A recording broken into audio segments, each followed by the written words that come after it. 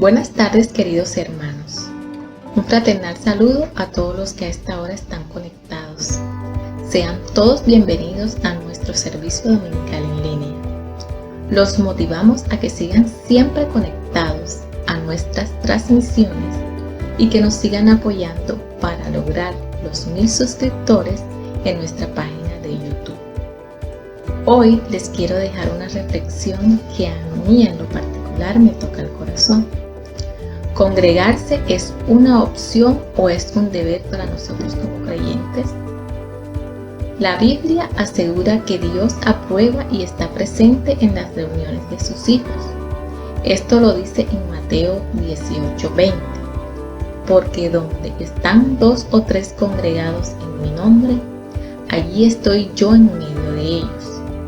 Y no solo eso, la Biblia ordena al creyente no solo congregarse, sino que no deje de hacerlo, como lo dice Hebreos 10:25, no dejando de congregarnos como algunos tienen por costumbre. Por ello, hoy hermano, le digo, congregarse no es una opción. Todo cristiano, con fe sincera y con el deseo de obedecer y agradar a Dios, se debe congregar. Hay que tener claro que ir a la iglesia no nos hace ni más santos, ni más buenos, ni más salvos. Pero ir a la iglesia sí nos permite recibir la palabra que nos ayudará a ser más sabios, más santos y salvos. Pues es la palabra que recibimos en la iglesia la que hará algo en nosotros, no la iglesia como tal. Oasis de Esperanza es una congregación pequeña, pero muy bendecida, donde todos sus miembros son verdaderos hermanos en Cristo, donde todos nos gozamos los triunfos y las bendiciones de nuestros hermanos, y de igual forma estamos siempre prestos a ayudar al hermano necesitado. Hoy te digo, hermano, Dios nos ha trazado propósitos para cumplir como iglesia suya en este mundo, y sin congregarnos sería imposible cumplir con estos propósitos. Te invito a que nos gocemos con amor y entusiasmo este servicio, que es por Él y solo para Él. Y no olvides, no dejes de congregarte.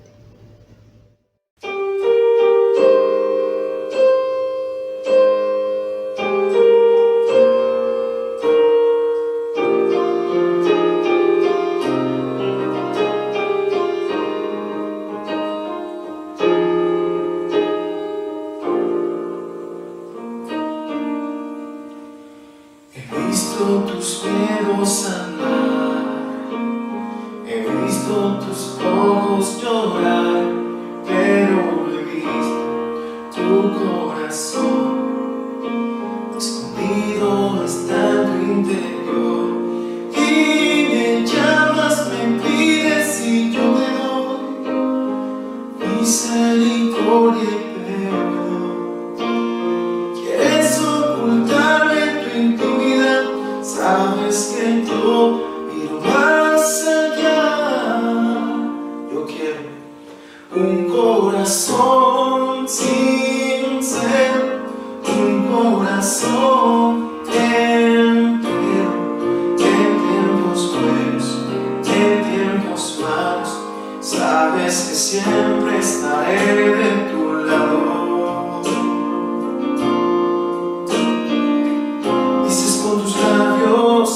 Que soy tu refugio, demora en tu mente tan solo segundo, y tu corazón ya está inclinado a seguir lo malo, lo que es de este mundo, y me llamas, me pides y yo te doy misericordia y perdón.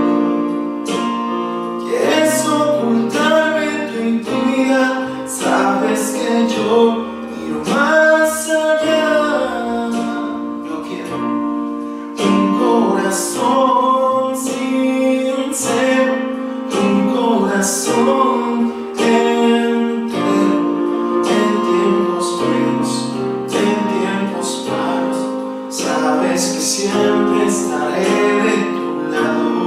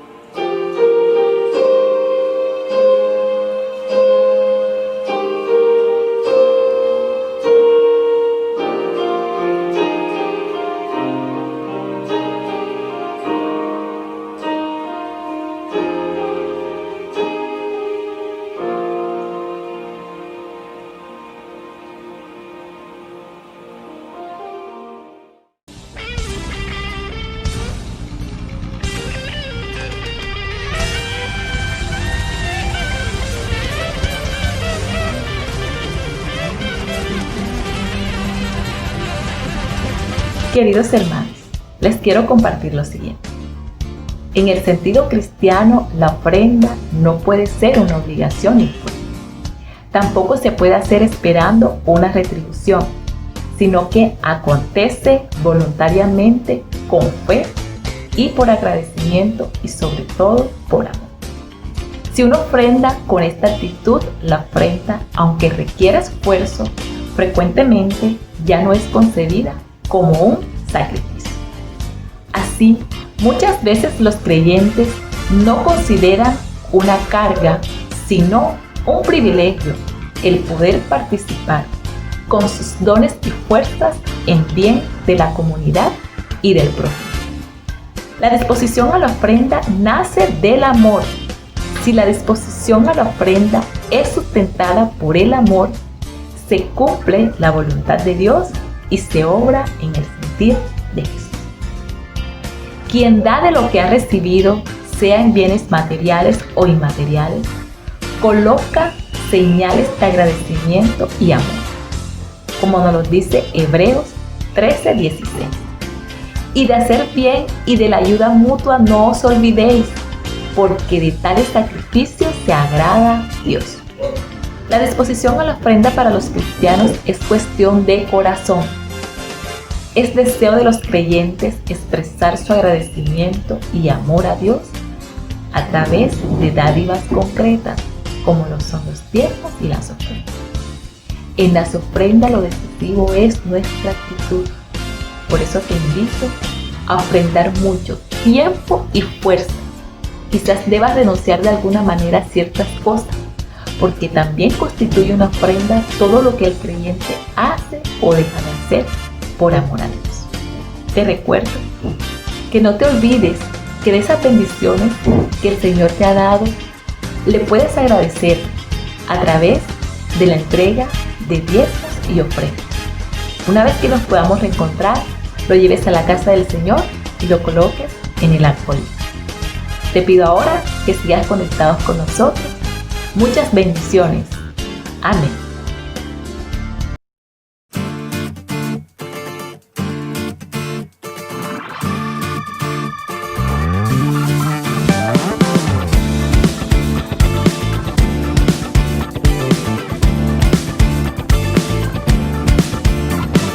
Tu resurrección venció la muerte, tu mano del abismo me salvó. Y hoy por ti soy más que vencedor. Quitaste al sepulcro su victoria, ya no hay más vergüenza ni temor. Y hoy por ti soy más que vencedor. Hoy por ti soy más que vencedor. Ya no soy esclavo del pasado, cantaré, soy más que vencedor y estaré firme en sus promesas.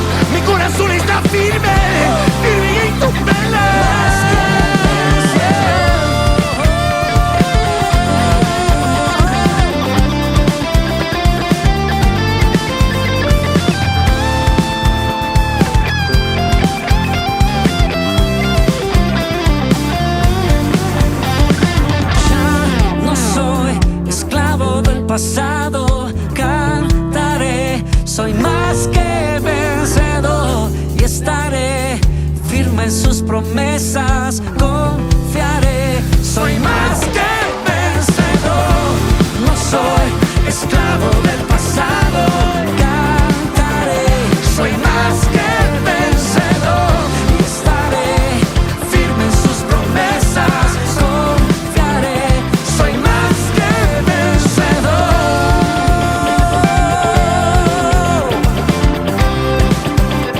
Soy más que vencedor, más que vencedor, más que vencedor,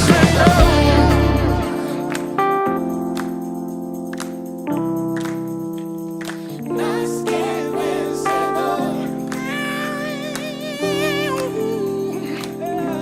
Yo soy más que vencedor. Soy más que más que vencedor,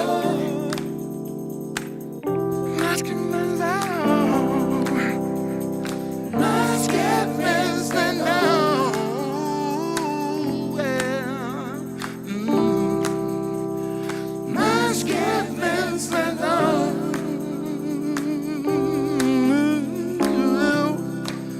más que vencedor.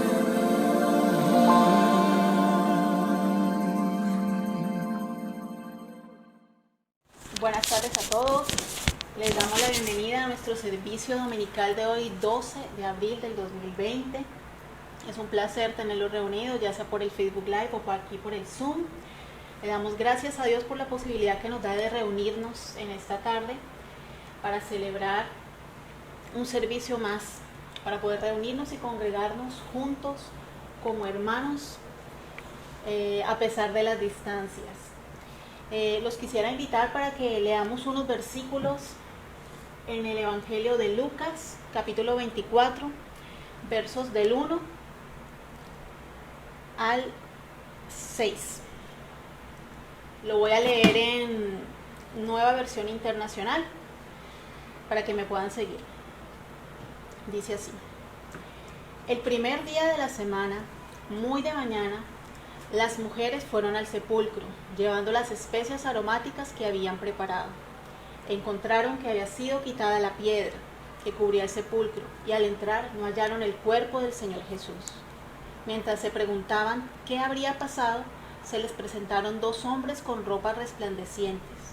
Asustadas, se postraron sobre su rostro, pero ellos les dijeron: ¿por qué buscan ustedes entre los muertos al que vive? No está aquí, ha resucitado. Amén. En este domingo estamos felices porque estamos recordando lo que el Señor Jesús hizo hace más de 2020 años. Resucitó, ha vuelto a la vida y nosotros creemos en un Dios vivo.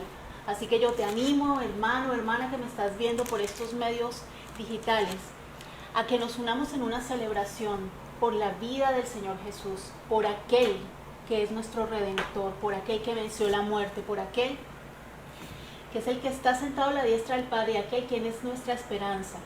Por eso yo te quiero invitar a que en este momento me acompañes en una oración para dar inicio a este servicio dominical. Padre Celestial, te damos muchas gracias, bendito Señor. Gracias por tu presencia, precioso Rey.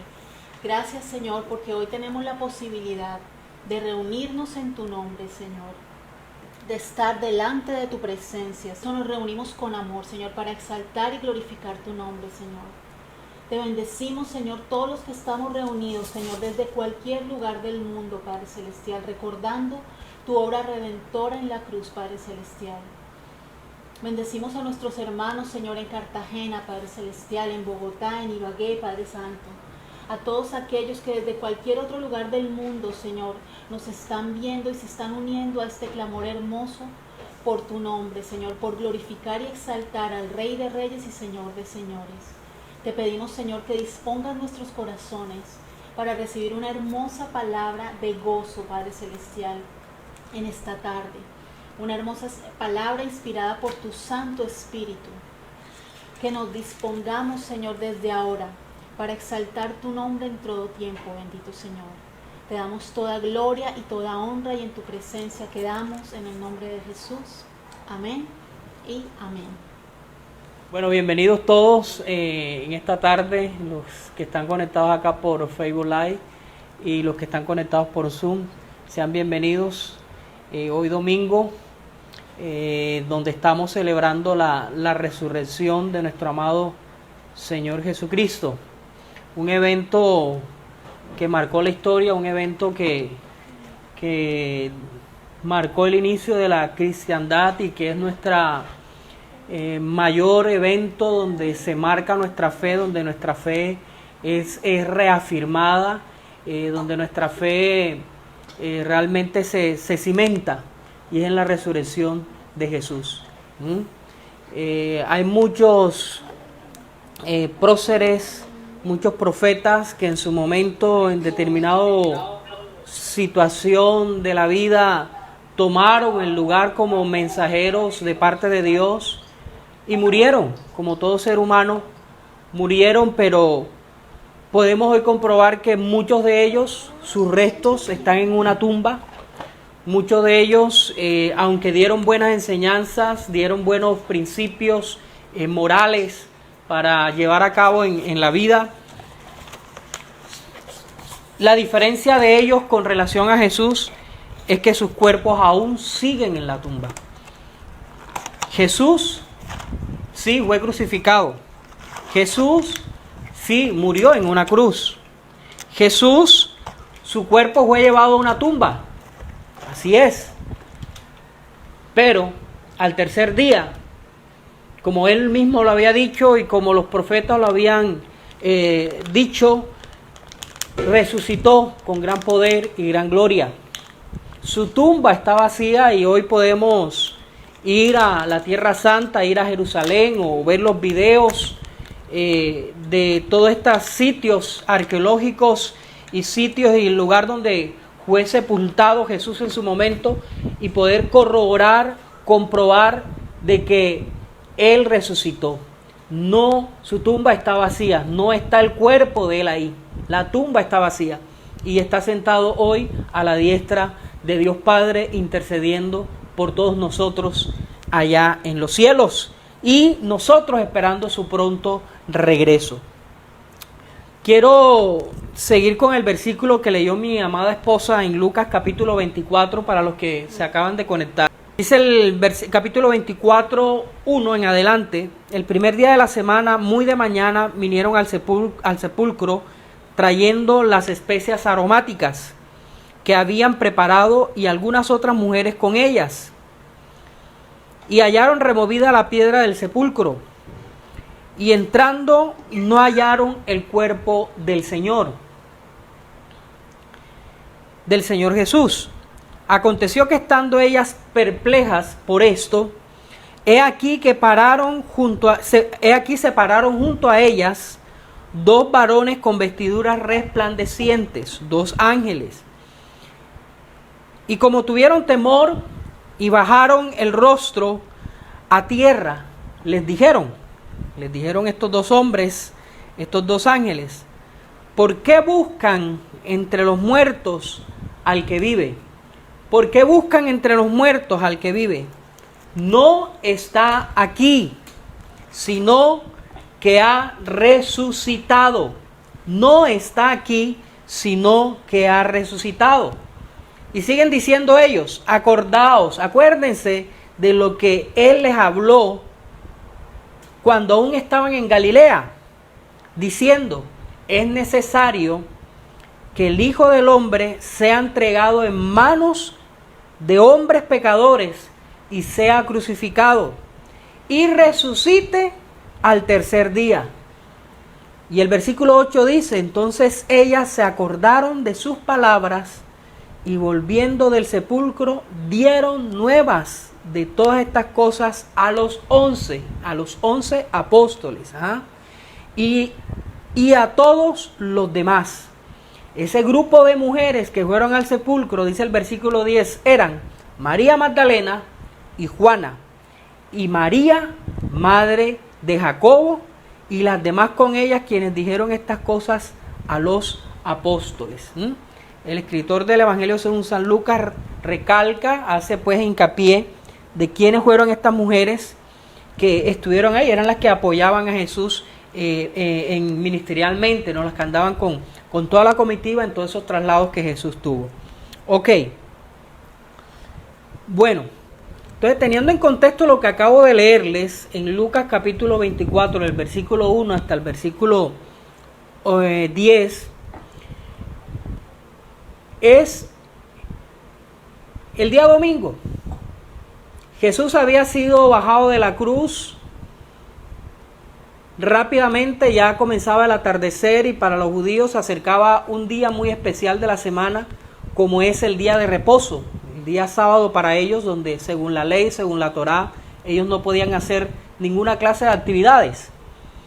Corrieron, bajaron el cuerpo, no hubo ese instante, ese momento como para prepararlo, como se hace con cualquier cuerpo que fallece, que queda inerte, sin vida, prepararlo para la sepultura. De inmediato corrieron, bajaron el cuerpo, lo llevaron a un lugar, a la tumba, y ellas el primer día de la semana se acercan con unas especias aromáticas para prepararlo, para embalsamarlo, para darle pues todos los requisitos necesarios para que ese cuerpo estuviera bien sepultado. Pero ellas inocentes, estas mujeres, María Magdalena, la mamá de Jacobo y de Juan, María, la otra María, Juana, se llevan esa sorpresa que cuando llegan al sepulcro, el sepulcro está abierto. Habían colocado una piedra grande, inmensa, y ellas hasta veían conversando, camino hacia el sepulcro, veían conversando. Somos mujeres, ¿quién nos va a rodar la piedra para poder entrar al sepulcro, poder echar las especias aromáticas y embalsamar a nuestro Maestro, embalsamar a nuestro Señor Jesús? Pero fue tanta la sorpresa, fue tanta el asombro de ellas, que cuando llegan o cuando van camino al sepulcro, escuchan un temblor, escuchan un terremoto, ¿cierto? Hay un movimiento de tierra, y al llegar frente al sepulcro se dan cuenta que la piedra es removida, se asombran, salen con intenciones de entrar al sepulcro, y aparecen dos hombres, dice el relato bíblico en el Evangelio según San Lucas, dos hombres que las cuestionan, ¿cierto? Esos dos hombres son dos ángeles, como dice el evangelista Lucas. Las cuestionan. ¿Por qué buscan entre los muertos al que vive? ¿Ah? ¿Por qué buscan entre los muertos al que vive? ¿Cierto? Una buena pregunta. Señoras, en otras palabras está diciendo los ángeles, señoras, se equivocaron de dirección. Ustedes no pueden ir a buscar a alguien que está vivo al cementerio. Ustedes no pueden buscar a alguien que está con los 5 sentidos bien puestos, que está respirando el aire puro, buscarlo al cementerio. Y los ángeles le hacen esa pregunta, ¿por qué buscan entre los muertos al que vive? Y continúan ellos su respuesta y les dicen, no está aquí, sino que ha resucitado. Y les dice, acuérdense, Él se los advirtió, acuérdense que Él les dijo que era necesario que el Hijo del Hombre sea entregado en manos de pecadores y que sea crucificado y resucite al tercer día. Fueron las palabras de los ángeles. Las mujeres quedaron asombradas, María Magdalena, Juana, María, y se regresaron, fueron de regreso donde estaban los 11. Fíjense que el escritor dice 11. ¿A quiénes se refiere? A los 11 apóstoles restantes. Acuérdense que el número 12 ya se había ahorcado, el número 12, el que traicionó, se había quitado la vida, que ese era Judas Iscariote. Regresa donde estaban reunidos los 11 a traer las buenas nuevas. Ahora bien, este es el milagro, es el evento más trascendental de la historia de la raza humana, porque un hombre resucitó. Recordemos que Jesús era 100% hombre, 100% Dios. Él murió como hombre, 100% hombre, y resucitó como hombre, 100% hombre. Aló, porque si no fuera así, en vano sería su sacrificio en la cruz del Calvario.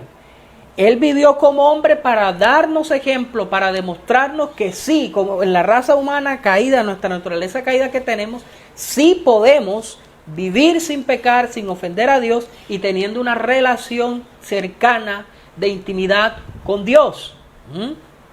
Ahora bien, los profetas habían hablado, los profetas de la antigüedad, los que encontramos en el Antiguo Testamento, Isaías, Jeremías, Miqueas, habían hablado de Jesús, habían hablado de todo el propósito que él tenía al venir aquí a la tierra, y era de redimirnos, y era de traernos salvación, y era de traernos perdón, pero de igual manera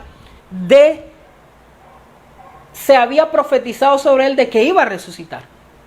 Desde la época de la ley, desde la época de Moisés, el pueblo de Israel, en la misma ley, en la misma Torá, se habla de que venía un Mesías, se habla de que venía alguien que iba a libertar el pueblo de Israel. Los judíos estaban a la espera en aquel entonces, en aquel momento, esto es historia verídica, en aquel momento estaban a la espera de ese Mesías, de ese Cristo. Acordémonos que la palabra Cristo es una palabra griega que significa ungido. Antes de llegar Jesús a la tierra, muchos Cristos se habían levantado. De hecho, en el libro de Hechos se menciona a un tal Judas Galileo, que quiso hacerse pasar como uno de esos Cristos que estaba esperando el pueblo judío. Recordemos, y les pongo un poco en contexto, en ese momento de la muerte y resurrección de Jesús. Israel, los judíos estaban siendo subyugados, estaban dominados por el gran imperio de la época, el imperio de los imperios, el imperio romano, que en el libro de Daniel, del profeta Daniel, se había hablado de ese imperio. Un imperio de hierro, un imperio fuerte de pies de hierro, pero de piernas de hierro, pero pies de barro. Y Daniel tuvo una visión que el mismo Nabucodonosor había soñado con una estatua con diferentes elementos, diferentes metales, comenzando desde la cabeza que era de oro. Daniel le dice: mira, lo que soñaste fue esto, esa cabeza de oro te representa a ti, representa tu reinado.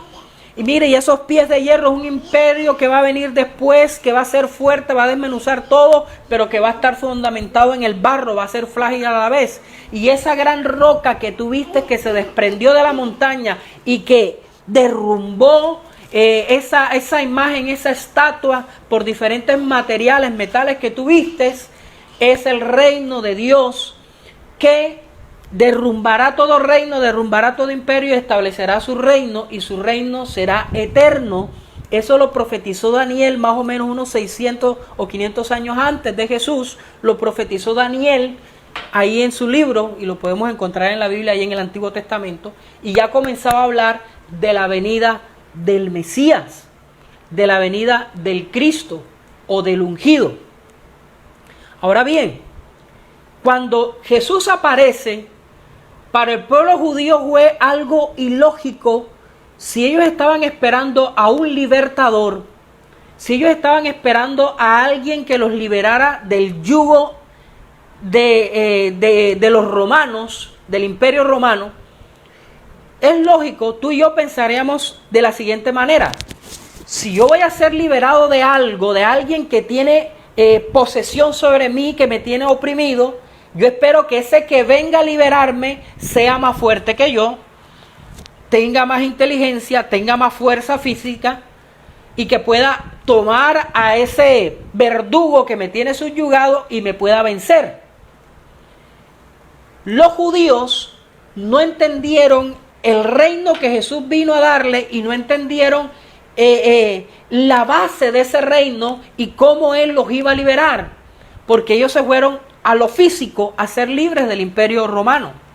De hecho, Jesús quería su liberación en todos los aspectos, pero para ellos fue un bloqueo, fue un choque enorme al ver que su libertador, su Mesías, el que el pueblo proclamaba, el rey de los judíos, verlo 8 días atrás entrando a la ciudad montado en un pollino, en un burrito. donde por lo general, en aquel entonces, en aquella época, los grandes próceres, los grandes guerreros, llegaban en caballos, llegaban con todo su ejército, mostrando su poderío, mostrando pues sus ínfulas, mostrando pues su gran dote de guerreros. Para Israel y para ese pueblo judío centrado ahí en Jerusalén, y que en ese momento que estaban en celebración de la fiesta de los panes sin levadura y de la Pascua, y había muchos judíos y había mucha gente de muchos lugares del mundo en aquel entonces, en ese momento, en esa fecha, fue algo como que ilógico ver a ese Mesías mostrado de esa manera. Un Mesías que su principal mensaje era basado en el amor. Tienes que amar al enemigo, hay que perdonar, 70 veces 7 hay que perdonar, hay que estar pendiente a los necesitados. Y nunca escucharon en sus mensajes: este es el plan para poder derrocar a Pilato, a todos los romanos y sacarlos de Jerusalén. Nunca encontraron algo así. Por ende, y aún más, Jesús fue en contra a toda esa tradición judía, a toda esa mala interpretación que ellos tenían de la Torá, especialmente los líderes religiosos de la época, el sumo sacerdote, todos los que establecían o hacían parte del Sanedrín, los que manejaban ahí la parte de la sinagoga. Chocó mucho con ellos, porque Jesús siempre no daba la respuesta que ellos querían escuchar, sino que les daba la respuesta que necesitaban oír. Y chocó con ellos. De antemano, ellos comenzaron desde mucho antes a buscar la forma cómo poder derrocarlo, cómo poder matarlo, cómo poder atentar contra Jesús, hasta que llegó el momento, todo establecido por Dios y en el plan maestro de Dios. Tuvo que venir el más allegado a él de sus 12, Judas, y traicionarlo y entregarlo en manos de todo este sistema religioso de la época de los judíos.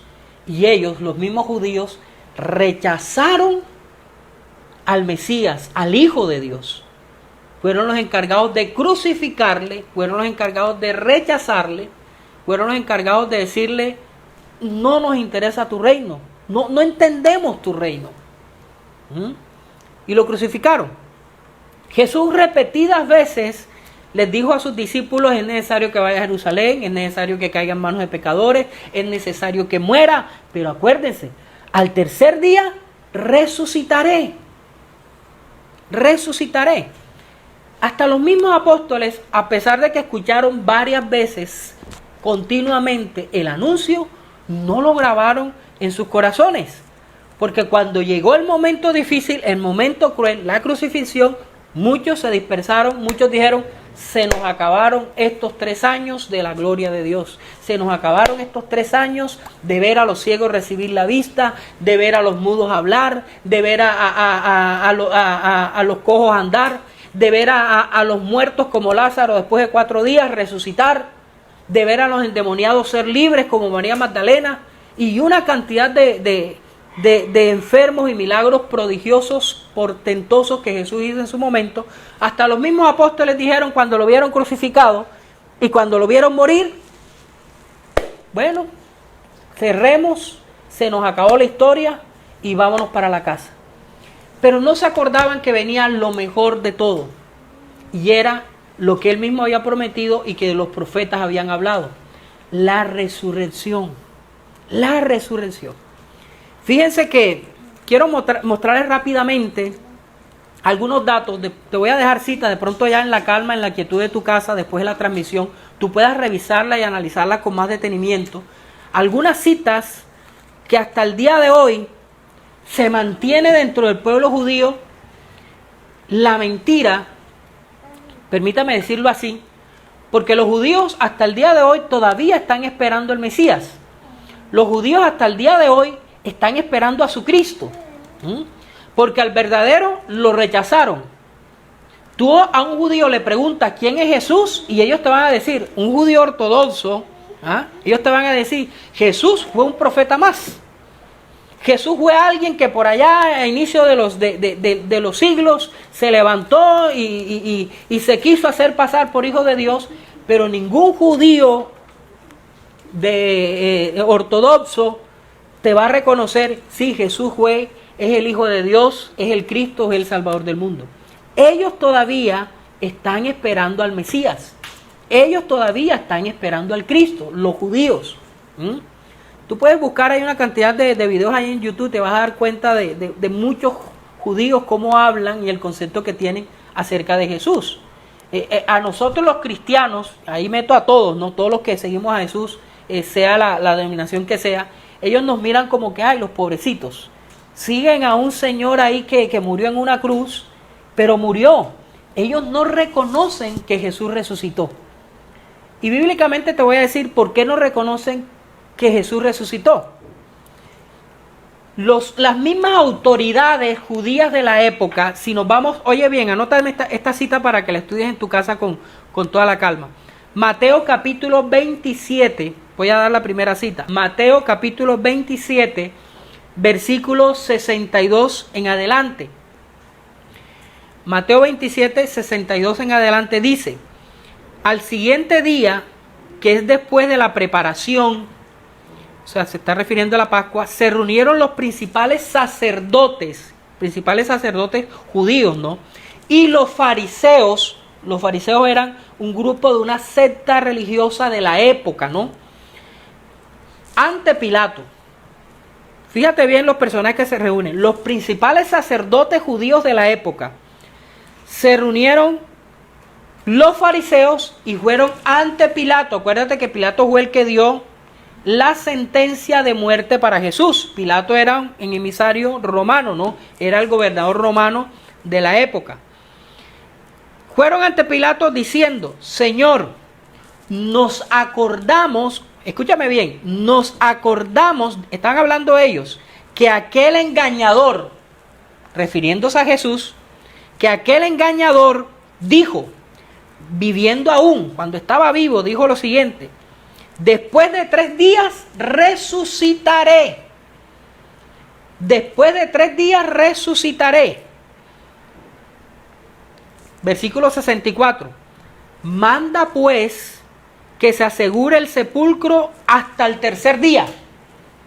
O sea, la petición que hicieron ellos es, mira Pilato, trata de poner una guardia allá, asegura ese sepulcro hasta el 3er día. Porque es que este señor engañador dijo que al 3er día iba a resucitar. Y ellos siguen diciendo, manda pues que se asegure el sepulcro hasta el 3er día. No sea que vengan sus discípulos de noche y lo hurten y digan al pueblo, resucitó de entre los muertos, y será el postrer error peor que el primero. Mira todo lo que le dijeron a Pilato, ¿no?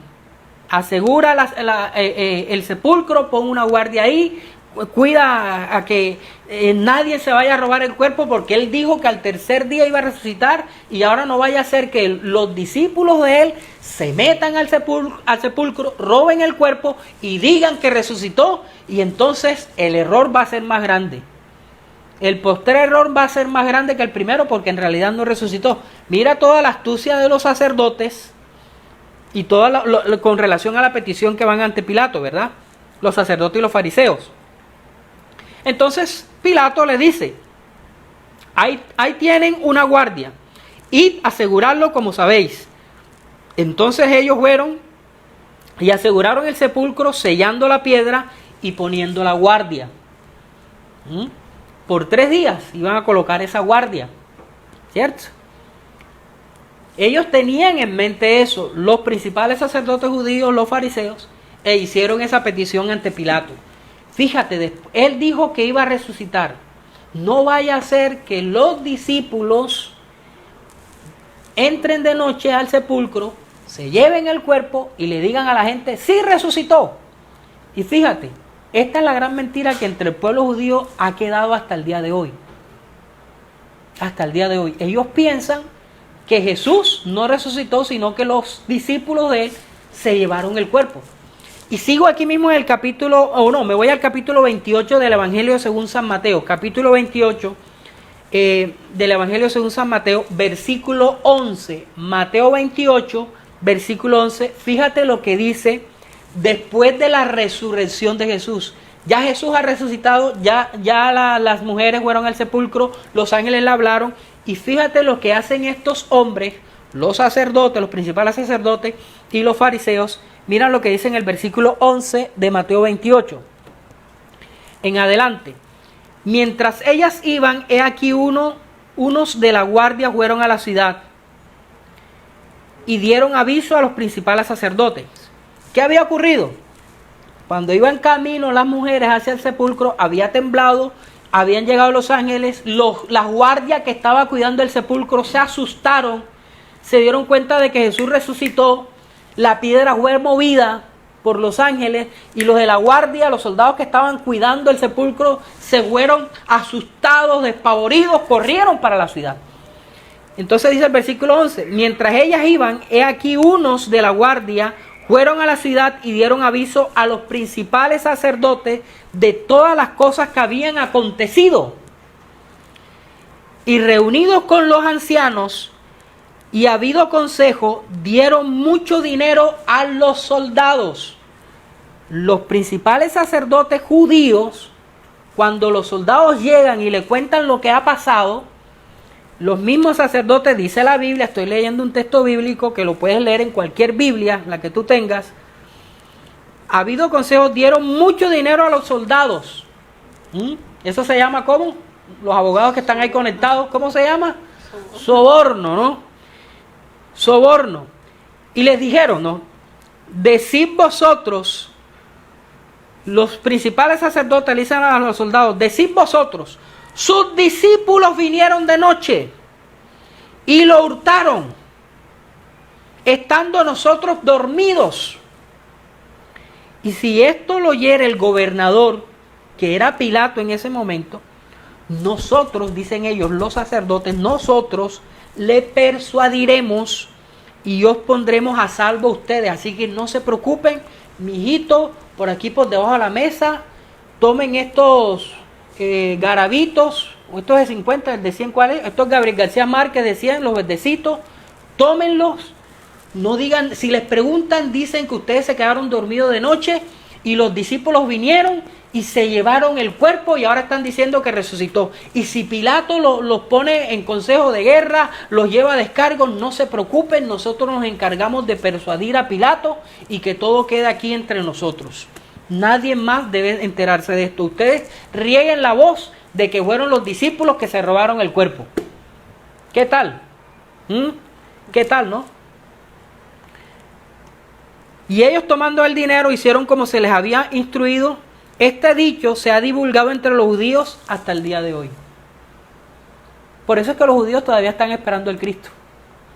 Y va a llegarles un Cristo, ¿no? Como dice el relato bíblico, que los va a engañar. Se va a sentar en el templo y se va a pedir adoración y se va a pasar como Dios.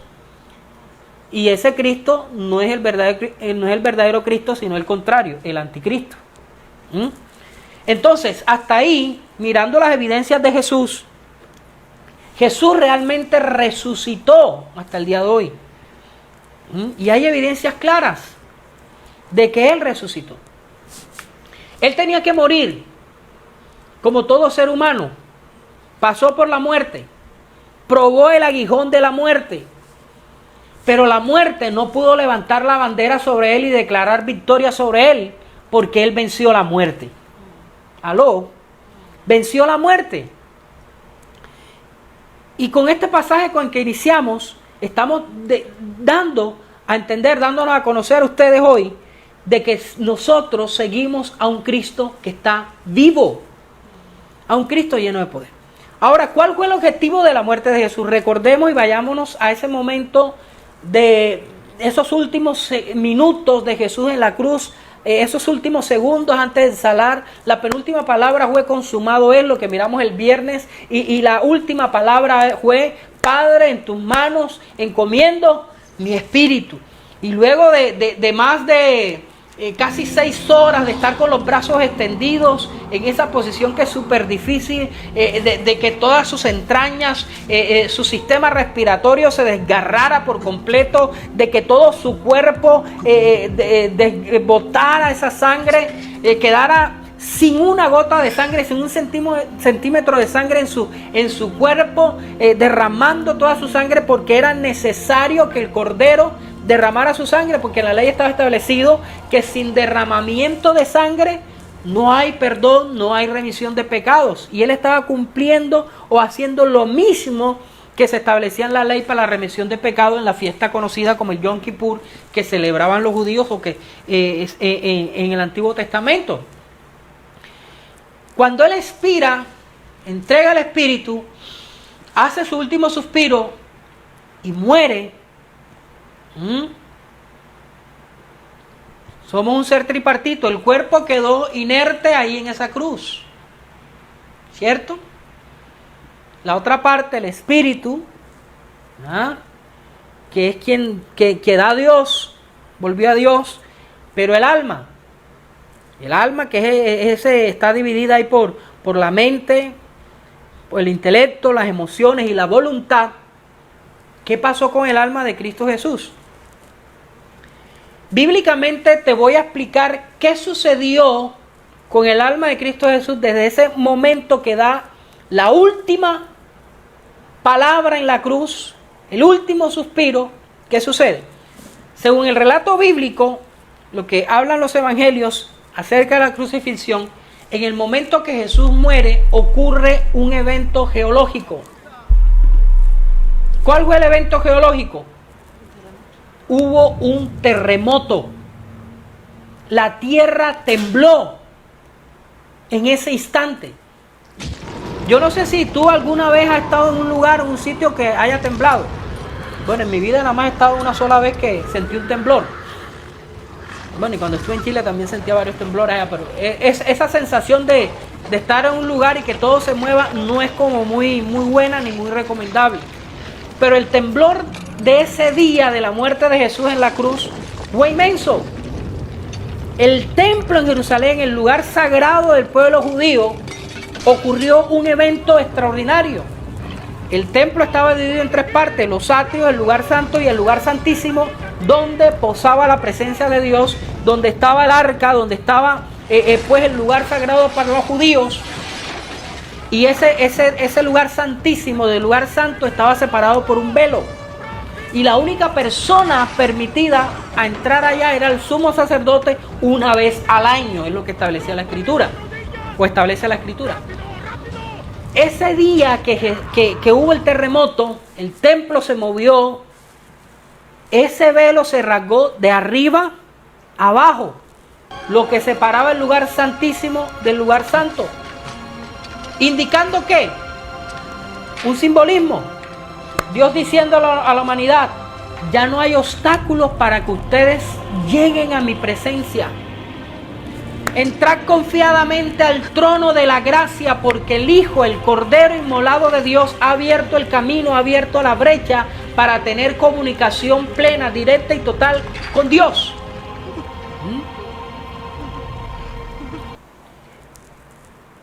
Hubo el terremoto.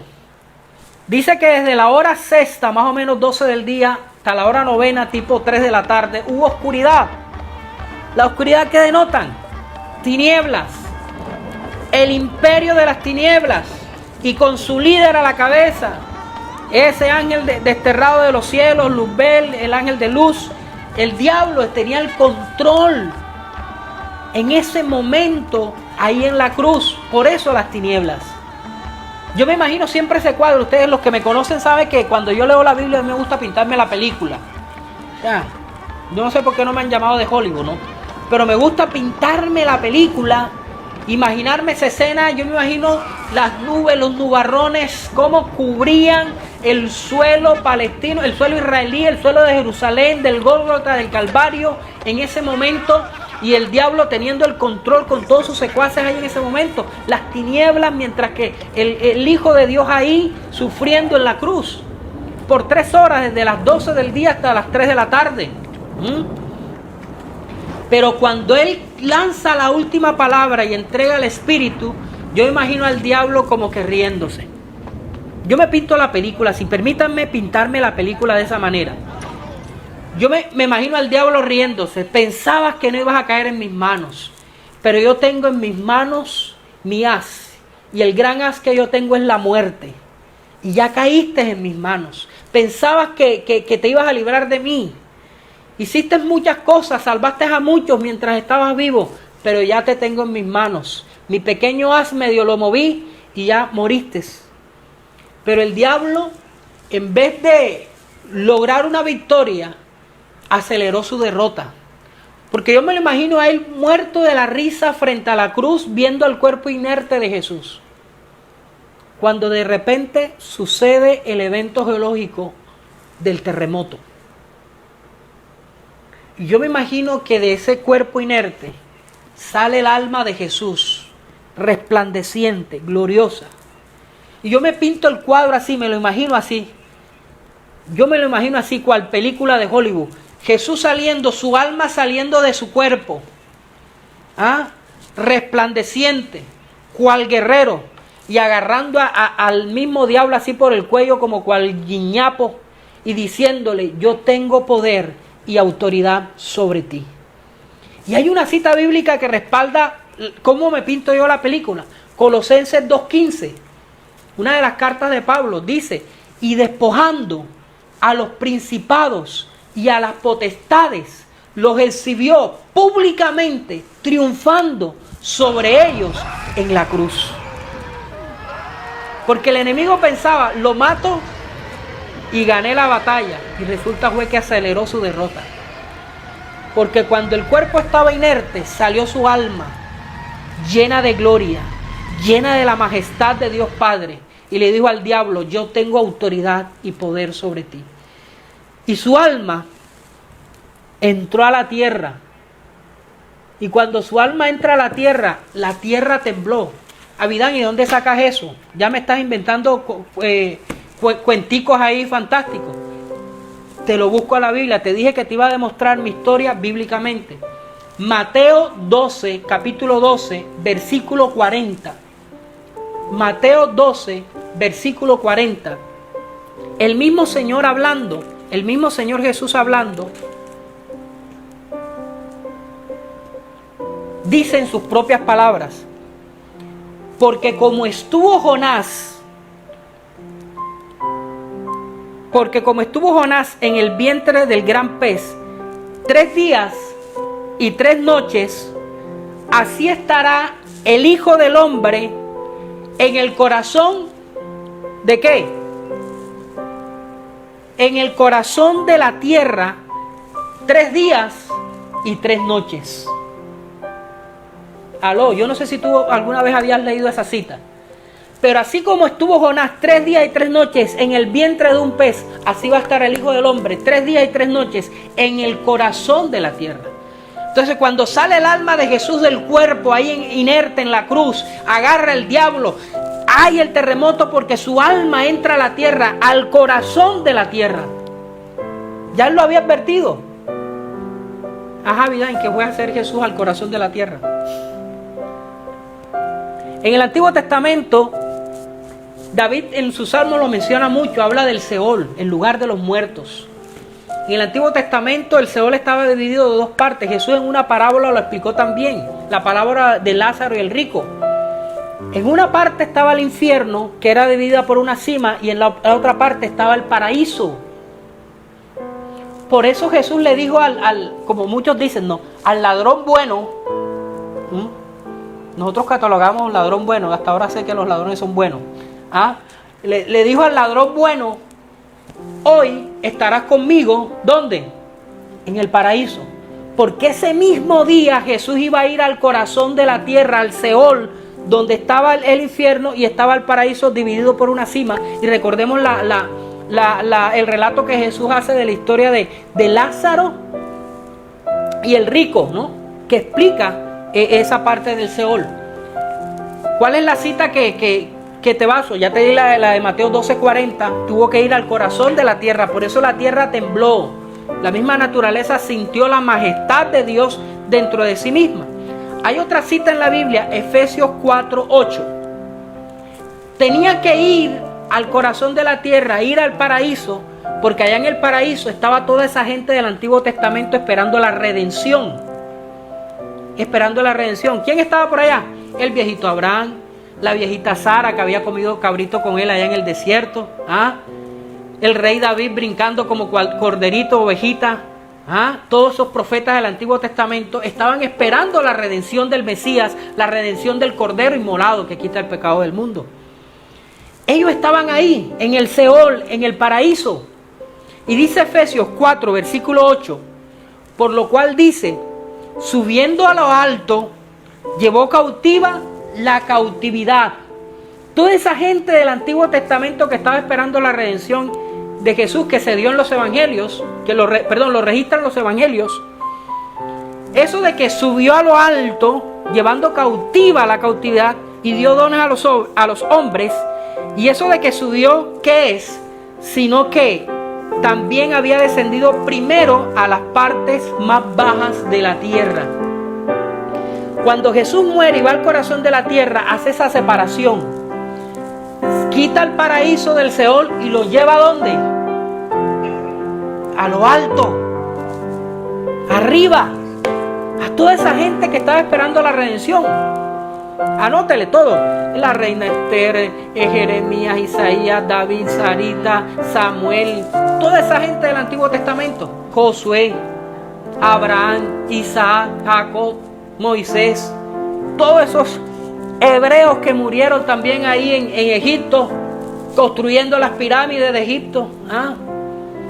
Jesús fue allá, los rescató y los subió, los llevó a lo alto. Para esperar el día de su resurrección, de su redención total. Porque así como Jesús resucitó como hombre, nos da la esperanza a nosotros, sus seguidores, sus hijos, de que un día, aunque muramos y partamos de esta tierra, llegará el momento en que escucharemos su voz y seremos resucitados. Abidán, ¿y cómo es eso? Compruébame eso. Primera de Tesalonicenses capítulo 5. Primera de Tesalonicenses capítulo 4. Capítulo 4, versículo 13. Si lo estás anotando ahí para que lo estudies con calma en la casa. Primera de Tesalonicenses 4:13. El apóstol Pablo, hablando a la iglesia en Tesalónica, allá en Grecia, referente a la resurrección que va a llegar para nosotros en determinado momento. Pablo les dice, versículo 13 del capítulo 4, tampoco queremos, hermanos, ignoren acerca de los que duermen, o sea, de los que están muertos, para que no se entristezcan como los otros que no tienen esperanza. Porque si creemos que Jesús murió y resucitó, así también traerá Dios con Jesús a los que durmieron o a los que murieron en Él. Ojo, en Él.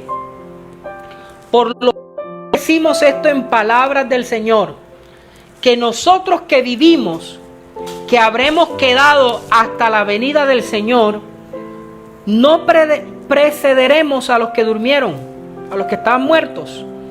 Porque el Señor mismo, con voz de mando, con voz de arcángel y con trompeta de Dios, descenderá del cielo, y los muertos en Cristo resucitarán primero.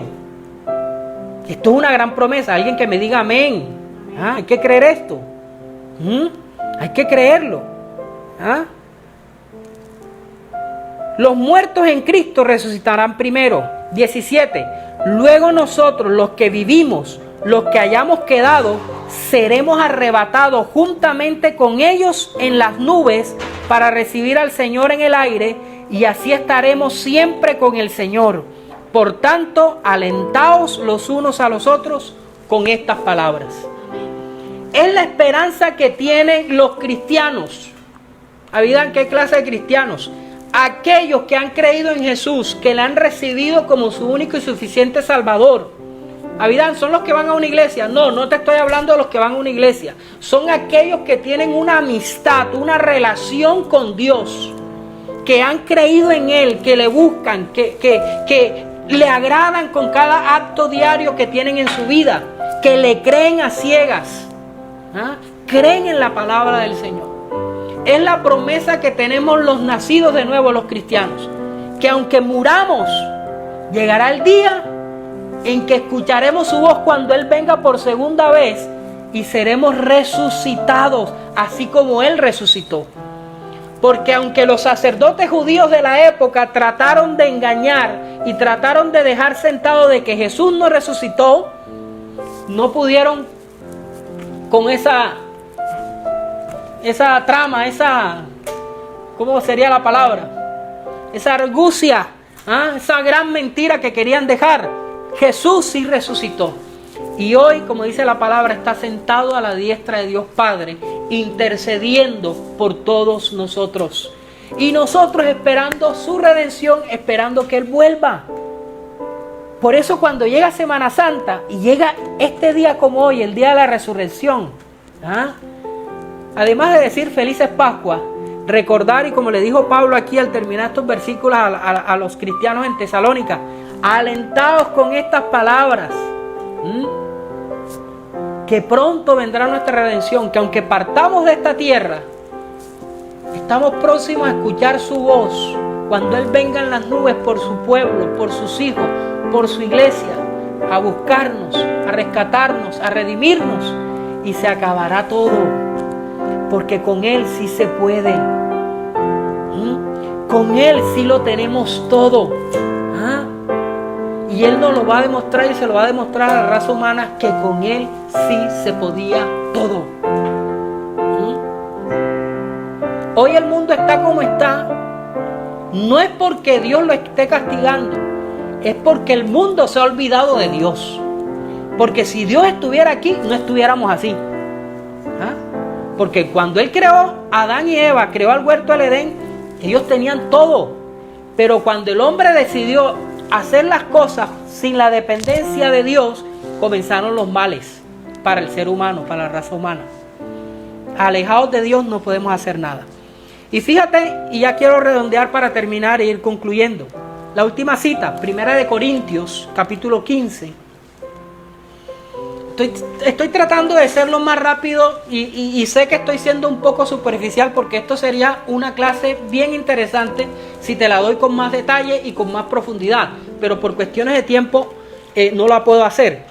Pero en 1 Corintios capítulo 15 se nos da la razón, y de hecho esta es la razón del por qué los hijos de Dios, los que buscamos de Dios, predicamos esto. Porque esta es nuestra verdadera razón de predicar el Evangelio, de predicar las buenas nuevas. Evangelio significa buenas nuevas. Buenas nuevas. 1 Corintios capítulo 15, versículo 14 en adelante. Todo este capítulo 15 de 1 Corintios es una carta que Pablo le envía a los cristianos que están en Corinto. Corinto, también Grecia, en su momento. Pablo se encarga de explicarle de una manera detallada cómo sería la resurrección, quiénes eran, en qué orden iban a resucitar, con qué cuerpo vamos a resucitar. Nosotros vamos a resucitar con el mismo cuerpo que tuvo Jesús. Hay evidencia de ese cuerpo que tuvo Jesús. Un cuerpo que tuvo hambre, comió. Acuérdese que Él llevó a sus discípulos y les preguntó, ¿tienen algo de comer? Comió pescado. Después fue allá a la playa, porque los discípulos, después de muerto, habían escuchado que había resucitado, pero no lo habían visto. Entonces Pedro, Jacobo, Andrés, todos los pescadores se fueron a su antiguo oficio y pasaron toda la noche pescando. No sé si han leído ese texto, Juan capítulo 21, el último capítulo de Juan. Y estaban ahí pescando cuando de pronto ya en la madrugada vienen de regreso hacia la orilla y escuchan la voz de un hombre que está en la orilla de la playa y le grita, muchachos, ¿tienen algo de comer? Y ellos le hacen señas, no, nada, no pescamos nada en toda la noche. Y él les grita, tiren la red a la derecha. Esas preguntas ilógicas o esos comentarios, yo lo digo así, esos comentarios ilógicos de Jesús. Yo me imagino a Pedro que pensó, pero no lo dijo. No esas cosas que uno piensa, pero mejor se queda callado. Ajá, ¿y este qué se cree? Si nosotros somos toda la vida expertos, es pescadores, este es nuestro oficio de toda la vida. Y si ya le dijimos que pasamos toda la noche pescando y no pescamos nada, ¿no se le ocurre que en algún momento tiramos la red a la derecha? Que ahora viene a gritar que la tiremos a la derecha. Pero él hizo caso y como que se acordó. Uy, esto me suena como, permítame la palabra, un déjà vu. Recuerdo que fue la primera vez cuando me lo encontré, lo conocí, me dijo lo mismo. ¿Ah? Me dijo lo mismo, vamos a tirarla. Bogaron más adentro, tiraron la red a la derecha y era una cantidad inmensa de peces. Cuando llegan a la orilla, ya Jesús le tenía ahí tremendo pargo rojo a la brasa, a cabrito, y ellos se quedan sorprendidos. Y Pedro como que, uy, el maestro resucitó. Y yo le dije que sobre mi cadáver no le aconteciera nada de lo que él decía, que lo iban a matar, y lo negué 3 veces. Usted se imagina la cara de Pedro cuando ve al Jesús resucitado.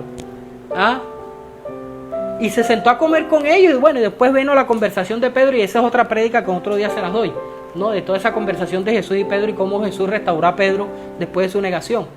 Pero es un cuerpo que se alimentó, es un cuerpo que en 1 Corintios 15, voy a leerte unos textos, pero el resto no los voy a alcanzar a leer, lo puedas leer en tu casa, te dice qué cuerpo vamos a tener cuando resucitemos. Pero quiero llevarte al centro de lo que Pablo le dice a los de Corintios. Miren, esta es la razón de por qué predicamos el Evangelio. Versículo 14 del capítulo 15. Y si Cristo no resucitó, miren lo que le dice Pablo a los cristianos en Corinto. Y si Cristo no resucitó, vana es entonces nuestra predicación. Si le creemos el cuento, la trama que hicieron los sacerdotes judíos, ¿sí?, de decir de que Jesús no había resucitado, sino que los discípulos se habían robado el cuerpo. Entonces, bueno, yo desconecto aquí, desconecto acá y apago. Vámonos, sigamos nuestras actividades. Comamos, bebamos, que mañana moriremos. Y de aquí no hay más nada. Y como decían los indígenas, cuando moría algún pariente, se va para un viaje y no sabemos para dónde. Hoy nosotros a través de la Biblia entendemos que sí, nos vamos de este mundo al paraíso, vamos a estar con Él. Pero sabemos que después de la muerte hay eternidad. Hay eternidad. Y que un día vamos a resucitar. Y Pablo le dice a los de Corintios, y si Cristo no resucitó, vana es entonces nuestra predicación, vana es también vuestra fe. Y si somos hallados falsos testigos de Dios, porque hemos testificado de Dios que Él resucitó a Cristo, al cual no resucitó, si en verdad los muertos no resucitan. Si es verdad que los muertos no resucitan, entonces nosotros no vamos a resucitar, Jesús no resucitó y estamos perdiendo el tiempo. Pero sabemos que nuestro Dios es un Dios que cuando empeña su palabra, póngale la firma, porque de que cumple, cumple. Y este Dios que te estoy hablando hoy a través de la transmisión es el mismo que se dice en Hebreos, capítulo 13, versículo 4. Dios es el mismo, ayer, hoy y por los siglos de los siglos. Él no cambia. Y esa es la gran esperanza que tenemos. Sí, nos toca morir, sea por vejez, sea por lo que sea, nos toca morir. Que se nos muera un familiar, sí, duele. Separarse de un familiar duele. No podemos negar eso. Pero todos aquí en este cuerpo mortal, corruptible, algún día vamos a probar la muerte. Pero tenemos la gran esperanza de que cuando Él vuelva, vamos a resucitar. Amén. Vamos a estar con Él en las bodas del Cordero. Vamos a regresar con Él acá a la tierra a los 1000 años, donde Él le va a demostrar a la raza humana: señores, conmigo sí se podía. Y vamos a reinar con Él. Y de pronto cuando estemos allá en las bodas del Cordero, resucitemos. No sé si hayamos muerto cuando Él venga o no, pero nos vamos a encontrar allá, nos vamos a encontrar. Hola prima Mecha, hola tía, ¿cómo le va? Hola Germán, Yamile. Hola Marlene, Gabriela, y nos encontremos todos allá. Todos aquellos que hemos tenido a Jesús en nuestros corazones, que le hemos buscado, que nos hemos arrepentido de nuestros pecados, que le hemos dicho, Señor, yo creo en ti y te recibo como mi único y suficiente Salvador. Ese es el tiquete de entrada. Ese es el tiquete de entrada. Y esta es nuestro ánimo, nuestra fe para seguir adelante. Y sigo con el versículo 18. Entonces también los que durmieron en Cristo perecieron. Y si en esta vida solamente esperamos en Cristo, somos los más dignos de conmiseración de todos los hombres. Pero aleluya, y me encanta este versículo del capítulo 15, el versículo 54, la parte B. Sorbida es la muerte en victoria. 55. ¿Dónde está, oh muerte, tu aguijón? ¿Dónde, oh sepulcro, tu victoria? Ya que el aguijón de la muerte es el pecado y el poder del pecado la ley. Mas gracias sean dadas a Dios que nos da la victoria por medio de nuestro Señor Jesucristo. Amén. Es nuestra gran esperanza como cristianos. Que un día, cuando Él venga por su iglesia, como le dijo a la iglesia en Tesalónica, los muertos en Cristo resucitarán primero. Los que hayamos quedado en un solo abrir y cerrar de ojos, seremos transformados. Nos encontraremos con Él en los cielos. ¿Ya? Resucitaremos, así como Jesús resucitó. En el mismo cuerpo que Jesús resucitó. Un cuerpo especial. ¿Se acuerdan que Jesús apareció a los 10 apóstoles cuando Tomás no estaba? Y no tocó la puerta. ¿Cierto? Vamos a tener un cuerpo especial. No es un fantasma como de pronto los gnósticos o algunas otras sectas quieren dar a entender. Será un cuerpo glorioso el que tendremos. Luego se le aparece a Tomás. Llega a la reunión de los 11 apóstoles y está Tomás. Si realmente hubiera sido un fantasma, Jesús no le hubiera dicho a Tomás: tócame, mira mis manos, aquí están mis heridas, ven. Yo imagino que Jesús le hizo a Tomás: ven acá, pedazo incrédulo, mete tu dedo aquí, mira el hueco que tengo aquí en mi mano, mete tu mano en mi costado. ¿Ya te diste cuenta que soy yo?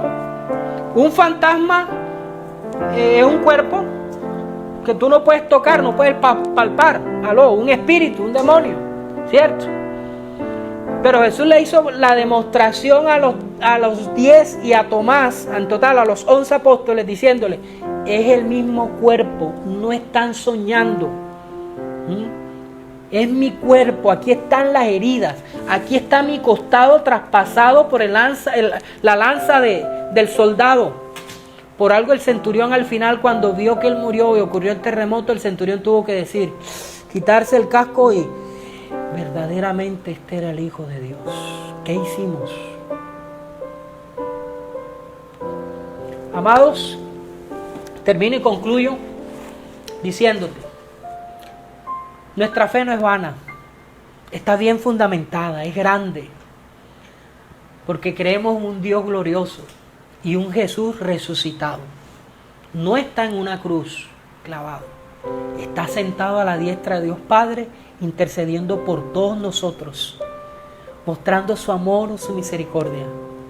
Ese Dios, ese Jesús resucitado, tú te puedes acercar a Él confiadamente, contarle tus cuitas, tus penas, tus tristezas, tus alegrías, tus peticiones con toda confianza, sabiendo y entendiendo de que Él te va a escuchar y te va a responder, de que Él te ama y quiere lo mejor para ti.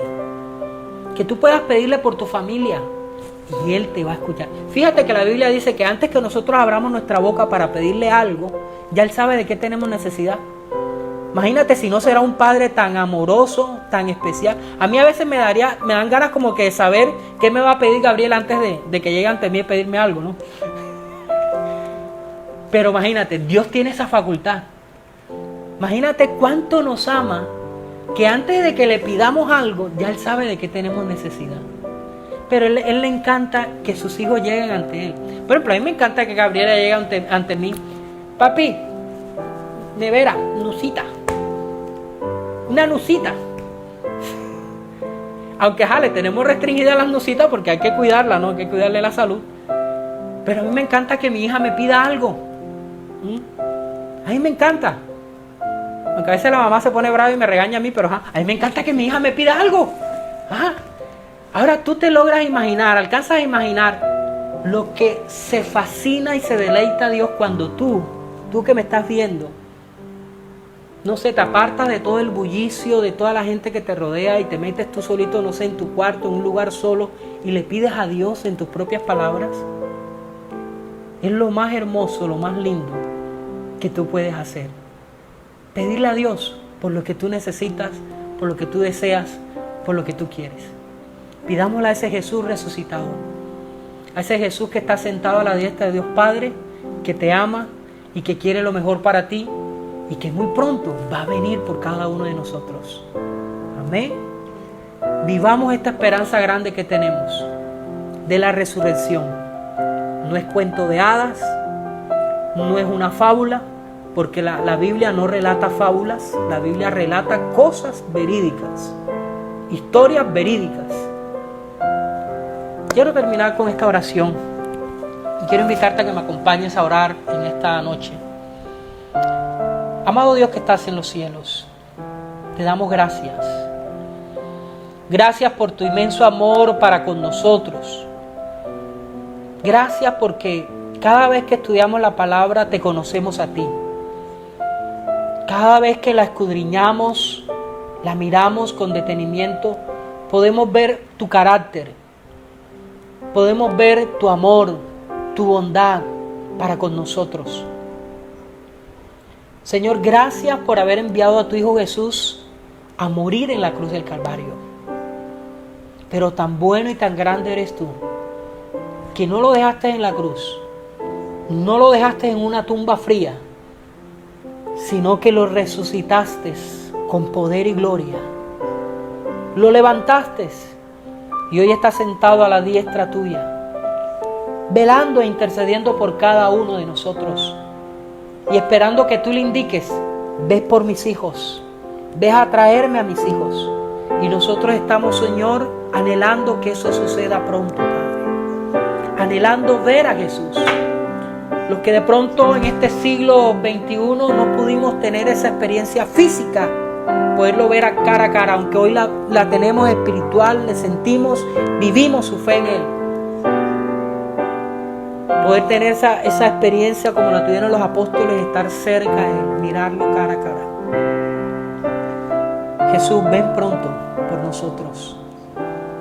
Que nuestros familiares puedan abrir la puerta de su corazón y depositar su fe en ti, Jesús.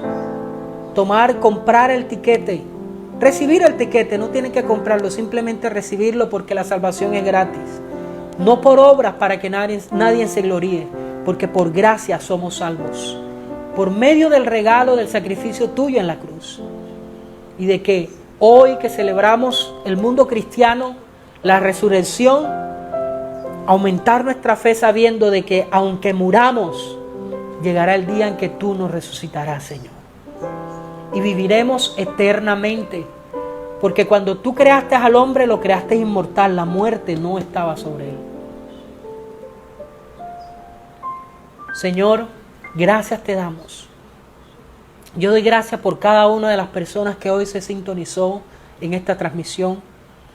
Padre, pido, Dios, que tú hagas el resto. Ya humanamente hice mi parte. Explicar, hablar acerca de ti. Pero el convencimiento lo traes tú. El toque tuyo lo das tú, Señor. Y pido que el Espíritu de Dios sea convenciendo de pecado, de justicia y de juicio a cada televidente, a cada oyente, oh Dios, que estuvo sintonizado en esta transmisión y que está viendo en estos momentos esta transmisión. En el nombre de Jesús, Señor, que tu bendición sea sobre ellos, con ellos y en ellos, Señor, en el nombre de Jesús. Ministrales de tu amor, ministrales de tu paz. En el nombre de tu Hijo Jesús, Señor. Gracias te damos, Padre. Gracias por tu bondad.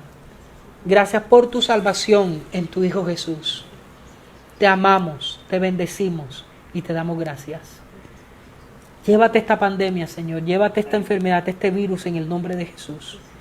Guárdanos, protégenos, cuídanos, sánanos en el nombre de Jesús. Te amamos, te bendecimos en Cristo Jesús. Amén y amén. Amén. Dios les bendiga, Dios les guarde y gracias por estar ahí. Entonces mi esposa despide. Le damos gracias al Señor por este hermoso tiempo, por estas palabras que nos dan convencimiento de quién somos y en quién hemos creído. Y bueno, les agradecemos a todos los que se han sintonizado, que sea Dios guardando sus vidas, que esta sea una semana maravillosa en la presencia del Señor. No se olviden diariamente de buscarlo a Él, de orar, de leer su palabra, de ayunar si lo quieren hacer, y que Dios los guarde completamente en todo lo que hagan en el transcurso de esta semana. Bendiciones. Y como dice Isaías 3:10, díganle al justo que le irá bien. Dile al que está a tu lado, esta semana te va a ir bien. Esta semana te va a ir bien. En el nombre de Jesús. Amén. Amén. Dios les bendiga. La bendición del Padre, del Hijo y del Espíritu Santo sea con cada uno de ustedes. Bendiciones.